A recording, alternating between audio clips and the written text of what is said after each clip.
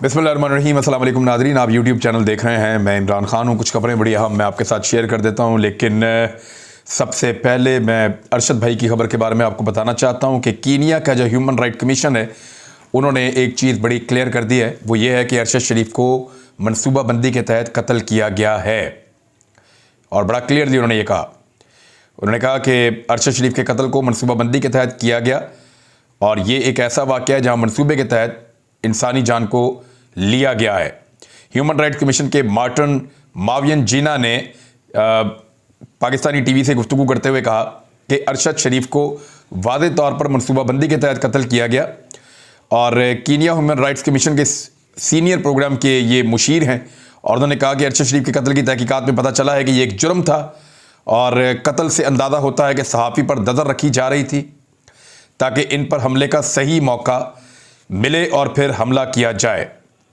उन्होंने कहा यह सवाल है कि सिक्योरिटी एजेंसियों को कैसे मालूम हुआ कि अरशद शरीफ इसी वक्त एक मखसूस इलाके में मौजूद थे। उन्होंने दावा किया कि कीनिया की पुलिस ने कत्ल को गलत शनाख्त के पीछे छुपाने की कोशिश की, क्योंकि इसके कोई मुसद्दका सबूत मौजूद नहीं थे। कीनिया की पुलिस की इंसानी हकूक़ की खिलाफ वर्जी पर डॉक्यूमेंट्री तैयार करने वाले मार्टिन मावियनजीना ने पुलिस को गैर कानूनी कत्ल और जबरी गुमशुदगियों के लिए बदनाम करार दिया है।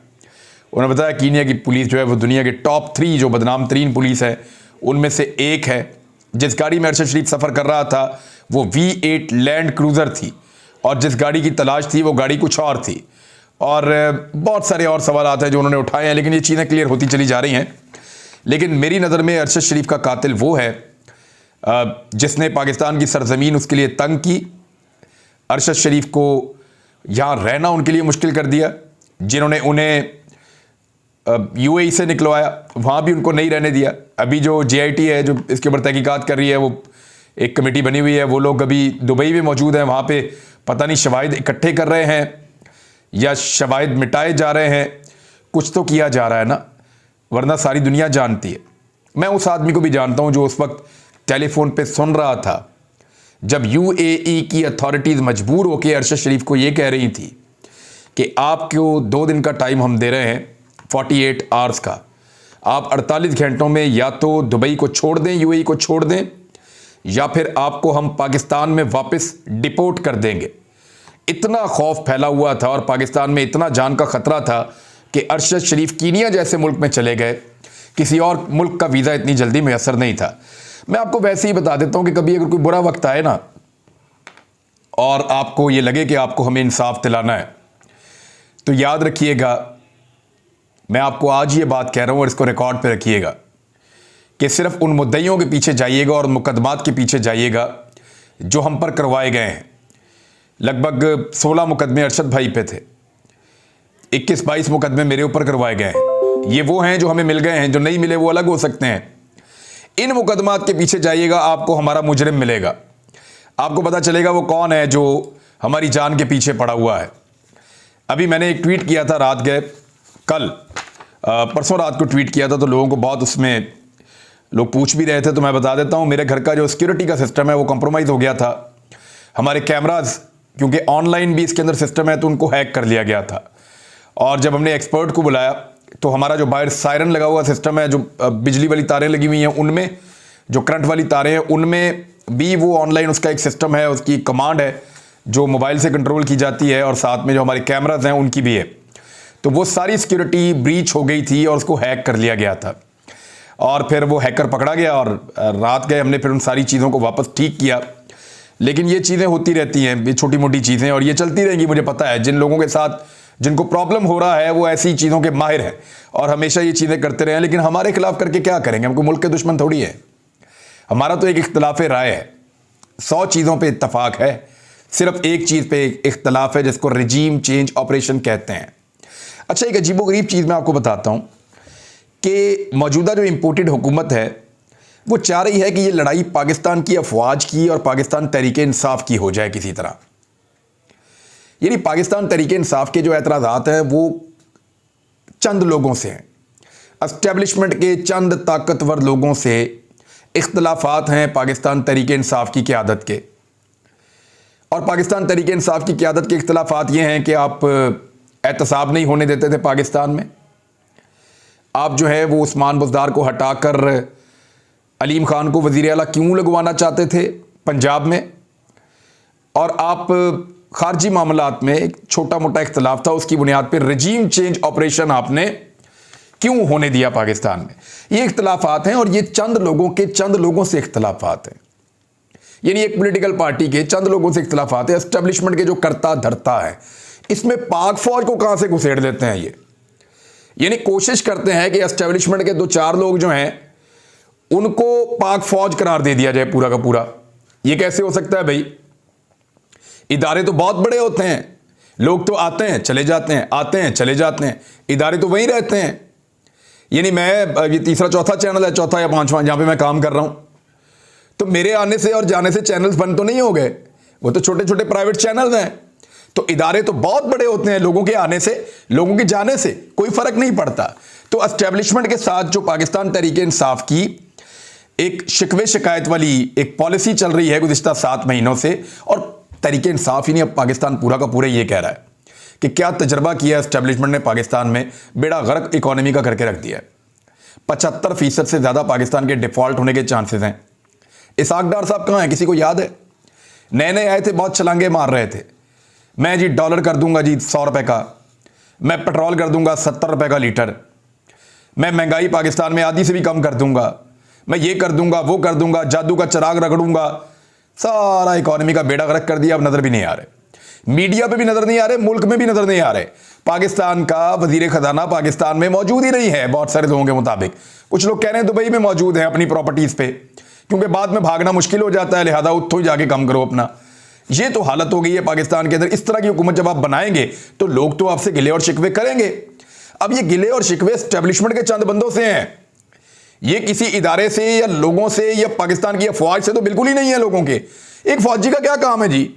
वो सरहदों के ऊपर ड्यूटी कर रहे हैं, वो बेचारे अपना काम कर रहे हैं, वो मुल्क के लिए कुर्बानियां दे रहे हैं, हमारे जनरल शहीद हो रहे हैं, हमारे नौजवान सिपाही, मेजर, कैप्टन ये शहीद हो रहे हैं।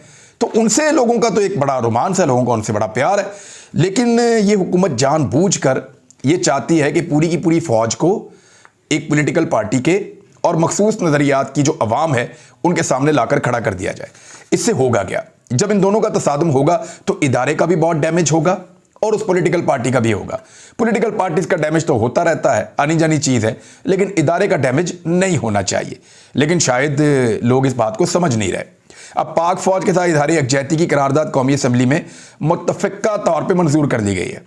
यानी फौज के अंदर यह एहसास पैदा करने की कोशिश की जा रही है कि एक तबका आपके खिलाफ हो गया, या एक पॉलिटिकल पार्टी या अवाम की अक्सरियत या एक बहुत बड़ी तादाद आपके खिलाफ हो गई है, और उस लीडर को टारगेट किया जा रहा है इस मामले में जो इस वक्त अवाम का सबसे ज्यादा मकबूल लीडर है। यह बड़ी ज्यादती है इदारे के साथ भी जो कौमी असम्बली की यह करारदाद कर रही है। यानी कौमी असम्बली के अंदर यह करारदाद पेश करके यह चाहते हैं कि फौज को यह पैगाम दें कि अवाम आपसे नफरत करती है। फौज को यह पैगाम क्यों दिया जा रहा है कि अवाम उनसे नफरत करती है? फौज को यह पैगाम नहीं दिया जाना चाहिए कि अवाम उनसे नफरत करती है।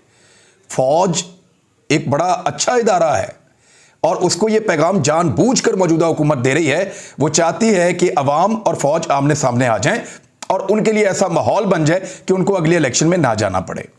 अब करारदादें पास की जा रही हैं गैर ज़रूरी तौर पे मेरे ख्याल में, क्योंकि फ़ौज के खिलाफ इस मुल्क में ऐसा तो कुछ हो नहीं रहा जिसकी वजह से उनके हक में या उनके खिलाफ करारदाद पेश की जाए। ऐसा तो कुछ भी नहीं हो रहा कि उनके खिलाफ कोई चीज़ें हो रही हों तो आप उनके हक में करारदादें पेश करें। ये तो चंद लोगों के साथ गिला शिकवा है, फ़ौज के साथ तो बिल्कुल नहीं है। पाकिस्तान की मुसल्लह फ़ौज की जुग्राफियाई सरहदों की महाफिज है। पाक फ़ौज के खिलाफ एक सियासी धड़ा प्रोपेगेंडा कर रहा है। पूरी कौम अपनी फ़ौज के साथ सीसा पलाई दीवार से ज़्यादा मजबूत अंदाज में खड़ी है। बल्कि इसके अलावा और भी बड़े ड्रामे कर रहे हैं। ये इस्लामाबाद के अंदर बच्चों की एक रैली निकालने लगे हैं जहाँ पे पाक फ़ौज के हक में नारे लगवाए जाएंगे। इस तरह की चीज़ों की कभी पाक फ़ौज को ज़रूरत है? शर्म आनी चाहिए इन लोगों को हरकतें करते हुए। कभी पटवारियों को और तहसीलदारों को पैगाम भिजवा देते हैं कि पाक फ़ौज के हक के अंदर जो है वो आप प्रोग्राम करें। कभी ये अपने वर्कर्स को कहते हैं कि तुम निकलो, निकल के पाक फ़ौज के हक के अंदर नारे लगाओ। वो 20, 30, 50 निकल के बेचारे नारे लगा रहे होते हैं। कभी ये जानबूझकर माहौल पैदा कर रहे हैं कि दूसरी तरफ का जो तबका है वो इस लड़ाई को ये समझे कि ये पाक फ़ौज और अवाम में लड़ाई है। हालांकि ये ऐसी चीज नहीं है, मैं फिर समझा रहा हूं, ये पाक फौज में और अवाम में डिवीजन पैदा करने की एक बड़ी गंदी और घटिया कोशिश है इस इंपोर्टेड हुकूमत की। लेकिन पब्लिक इसको इंशाल्लाह कामयाब नहीं होने देगी। और बतौर इदारा भी चाहिए कि जनाब इनको, इन चीज़ों को आप अवॉइड करें। लोगों से हमारी कोई लड़ाई नहीं है, पाकिस्तान के लोग हमारे अपने लोग हैं, हम उनके बीच में से उठकर आते हैं और आकर इस इदारे में खिदमत करते हैं। लिहाजा इस किस्म का प्रोपेगेंडा करने से गुरेज किया जाए, इसको मना किया जाना चाहिए।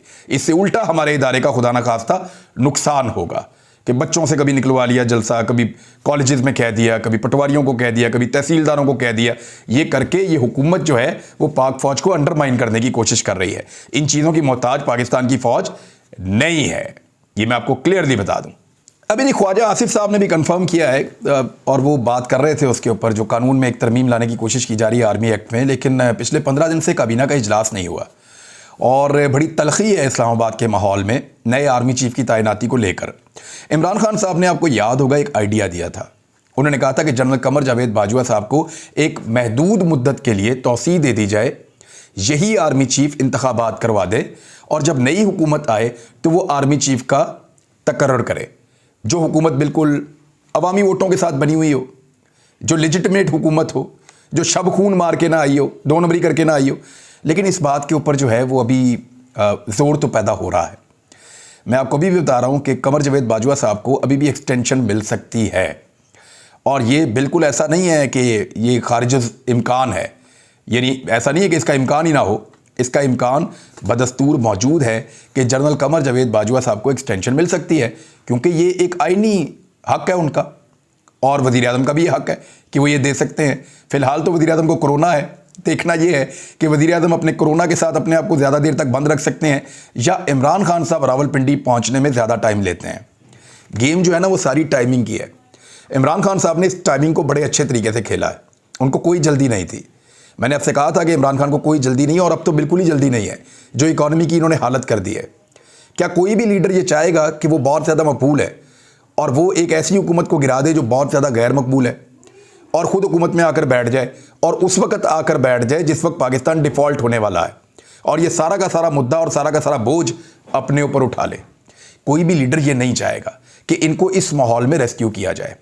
होना ये चाहिए कि इसहाक डार को अपनी पूरी ताकत, समझ और अपनी अकल और अपना तजर्बा इस्तेमाल करते हुए पाकिस्तान को अब डिफ़ॉल्ट से बचाए, पाकिस्तान की इकॉनमी को ठीक करे ना, 1 महीना ले ले, 15 दिन ले ले, पाकिस्तान की इकॉनमी को ठीक करे।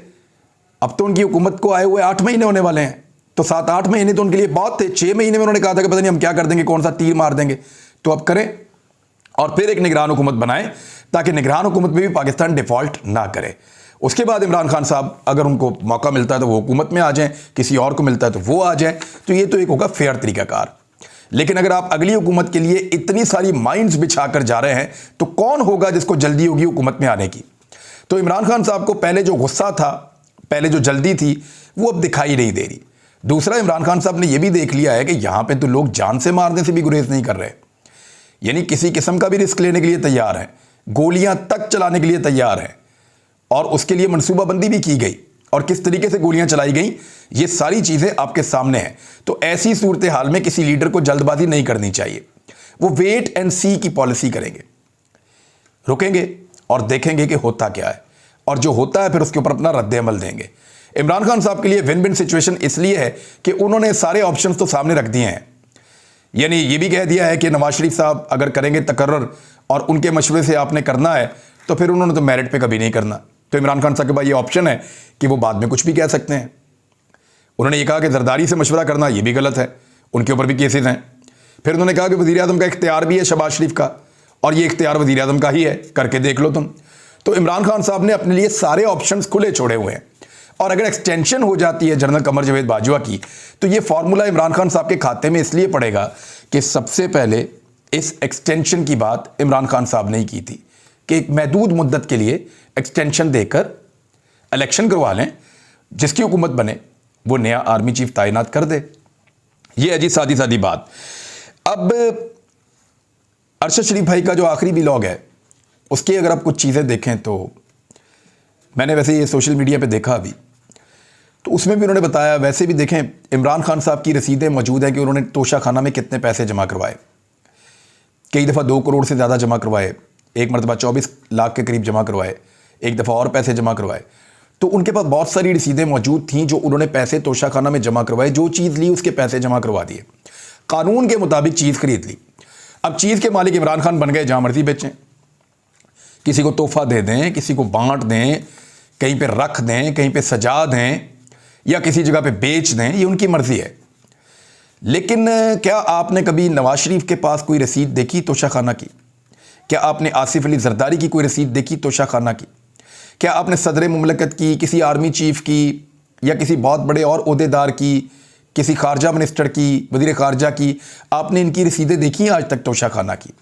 आपने किसी की रसीदें नहीं देखी होंगी। ये तो सदके के बकरे भी जाली अकाउंटों से मंगवा लेते हैं। याद है ना आपको, ओमनी अकाउंटों से सदके के बकरे आते थे रोज़ाना सुबह ज़िबा होने के लिए। लॉन्ड्री के और नाश्ते के बिल जो हैं वो भी ओमनी के अकाउंट से जा रहे होते थे, जिन अकाउंट का एक स्कैंडल बहुत बड़ा पाकिस्तान में बना। तो नादरीन, हो कुछ भी, याद रखिएगा इमरान खान साहब के पास इस वक्त सबसे ज़्यादा ऑप्शंस हैं और उनके ऑप्शंस खुले हुए हैं। और वो इस वक्त इस हुकूमत का किया हुआ गंद इस हद तक तो उठाना चाहते हैं कि वो अपने मुल्क को, अपने लोगों को संभालना चाहेंगे, लेकिन इस हद तक नहीं उठाना चाहते कि वो सारा कुछ उन पे ही पड़ जाए। मेरे ख्याल में बात आपको समझ आ गई होगी। अब तक के लिए इतना ही। अपना ख्याल रखिएगा, अपने चैनल का भी। अल्लाह हाफ़िज़।